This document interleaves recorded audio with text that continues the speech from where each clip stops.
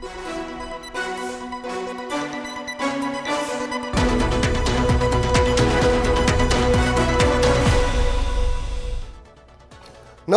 स्वागत है आपका personal finance bulletin money time में। मैं हूं विपुल सिंह, लेकर हाजिर हूं आपके लिए आपकी जेब और जिंदगी पर असर डालने वाली पर्सनल फाइनेंस, बिजनेस, कॉर्पोरेट और पॉलिसी से जुड़ी खबरें। तो चलिए अब फटाफट शुरू करते हैं आज का सफर। कंपोजिट लाइसेंस को मंजूरी देने के प्रस्ताव के बीच सरकारी बीमा कंपनी LIC अब हेल्थ इंश्योरेंस सेक्टर में एंट्री करने की तैयारी में है। इसके लिए LIC अधिग्रहण के अवसर तलाश रही है। FY24 की चौथी तिमाही में देश की सबसे बड़ी इंश्योरेंस कंपनी LIC के मुनाफे में सिर्फ 2.5% की बढ़ोतरी हुई है। चौथी तिमाही में कंपनी का मुनाफा 13,762 करोड़ रुपए रहा, जबकि पिछले साल की समान अवधि में 13,421 करोड़ रुपए था। बीमा कंपनी के बोर्ड ने प्रति शेयर 6 रुपए का फाइनल डिविडेंड देने का भी ऐलान किया है। मार्केट रेगुलेटर सेबी ने एग्रीकल्चर और एग्रीकल्चर प्रोसेस कमोडिटीज पर ऑप्शंस लॉन्च करने के लिए जरूरी एवरेज डेली टर्नओवर को पूर्व के 200 करोड़ रुपए से घटाकर 100 करोड़ रुपए कर दिया है। सेबी ने कहा कि ये बदलाव 1 जून से प्रभावी होगा।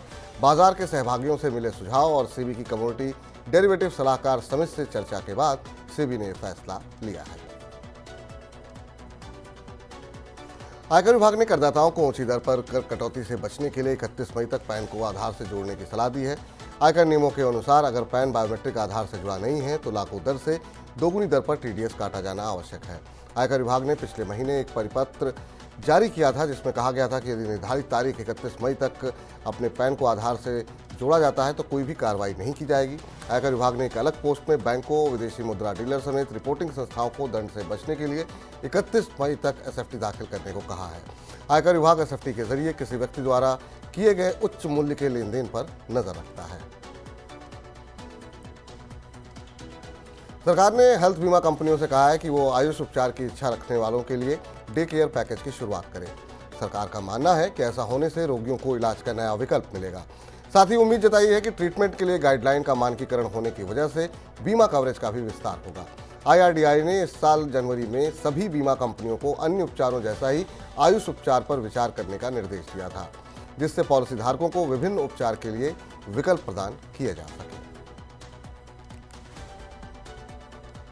देश की बैंकिंग प्रणाली की ऋण वृद्धि चालू वित्त वर्ष में 2024-25 में 2% से घटकर 14% हो सकती है। घरेलू रेटिंग एजेंसी क्रिसिल के अनुसार वित्त वर्ष 2023-24 में बैंकिंग प्रणाली की ऋण वृद्धि दर 16% थी। रेटिंग एजेंसी के अनुसार इस मंदी से वित्त वर्ष 2024-25 में GDP वृद्धि दर भी घट करके 6.8% रहने का अनुमान है। ये वित्त वर्ष 2023-24 में 7.6% थी। निजी कॉर्पोरेट कैपेक्स में सुधार खासतौर से वित्त वर्ष 2024-25 की दूसरी छमाही में वृद्धि को बढ़ावा दे सकते हैं। भारतीय रिजर्व बैंक ने विदेशी मुद्रा का लेन देन करने वाले मनी चेंजर्स के लिए नियम सख्त कर दिए हैं। RBI ने मनी चेंजर्स को ये सुनिश्चित करने को कहा है कि उनके द्वारा बेचे जाने वाले विदेशी मुद्रा के नोटों का मूल्य तिमाही आधार पर अन्य मनी चेंजर्स से खरीदे गए नोटों के मूल्य से 75% से कम नहीं होना चाहिए। रिजर्व बैंक ने कहा कि ये नियम 1 जुलाई 2024 से लागू होगा। इस कदम से रिजर्व बैंक की कोशिश है कि मनी चेंजर्स के पास विदेशी मुद्रा भंडार एक तय सीमा तक रहे और वे इसका अतिरिक्त भंडारण न कर सकें। रिजर्व बैंक ने मनी चेंजर्स को विदेशी मुद्रा की खरीद बिक्री का डेटा तैयार करने को भी कहा है ताकि इसका ऑडिट या फिर इसकी जांच की जा सके।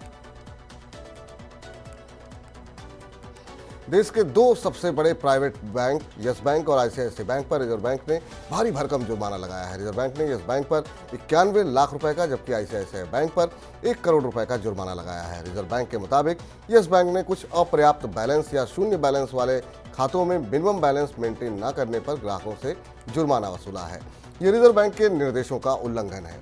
इसके अलावा यस बैंक ने पैसों के हेरफेर के लिए अपने कुछ ग्राहकों के नाम पर आंतरिक खाते भी खोले हैं।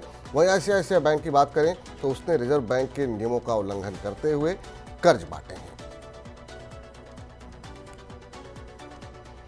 आदित्य बिरला समूह की कंपनी अल्ट्राटेक सीमेंट ने संयुक्त अरब अमीरात स्थित RAK company for white cement and construction materials में 31.6% हिस्सेदारी के अधिग्रहण के लिए पेशकश की है। UAE में अल्ट्राटेक की पूर्ण अनुषंगी UltraTech cement Middle East investment limited की तरफ से RAK WCT में हिस्सेदारी का अधिग्रहण किया जाएगा। सीमेंट कंपनी ने कहा कि UCMEIL ने आरए के WCTC की 31.6% हिस्सेदारी के लिए 15.80 करोड़ शेयरों के अधिग्रहण के लिए आंशिक नकद पेशकश की मंशा की जानकारी दी है।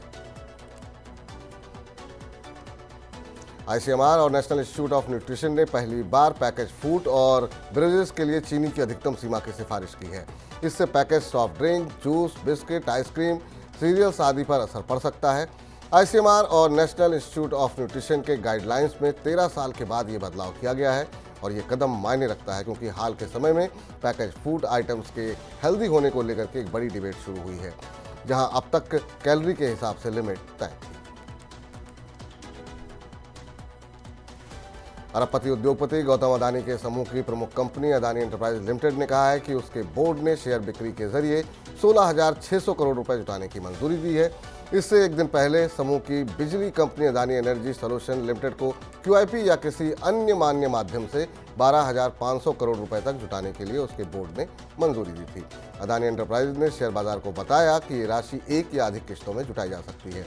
दोनों कंपनियों को इसके लिए शेयरधारकों समेत अन्य मंजूरियां हासिल करनी होंगी। देश की सबसे बड़ी टेलीकॉम कंपनी रिलायंस जियो इन्फोकॉम जल्द IPO ला सकती है। जल्द ही मुकेश अंबानी की इस कंपनी की लिस्टिंग हो सकती है। इसकी लिस्टिंग के लिए वैल्यूएशन $100 अरब हो सकती है। रिलायंस जियो की 1/3 हिस्सेदारी 13 विदेशी कंपनियों के पास है, जिनमें मेटा और गूगल भी शामिल हैं। ये विदेशी कंपनियां इस IPO के जरिए अपनी हिस्सेदारी बेच सकती हैं। और राष्ट्रीय राजधानी के सराफा बाजार में मंगलवार को चांदी की कीमत 3100 रुपये के उछाल के साथ 95,950 रुपये प्रति किलोग्राम पर पहुंच गई, जबकि सोना 130 रुपये मजबूत हुआ है।